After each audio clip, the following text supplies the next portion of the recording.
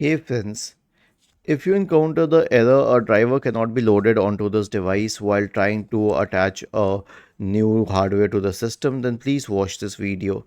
Now this is especially true with external hardware products like printers, scanners and cameras.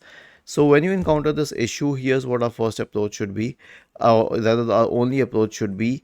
So we need to do something about the compatible driver, and it has been mentioned on the Microsoft support forum that we need to disable memory integrity.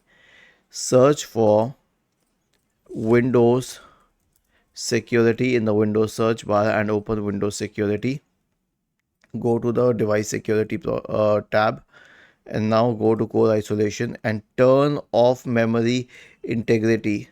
Okay, it says that your device will be vulnerable. Well, if you know that you are installing a valid hardware, then please be I mean sure that you can go ahead with this. Please be comfortable with this, and that's all you need to do, and then you can install the hardware. It will go through because memory integrity is off. Was this helpful?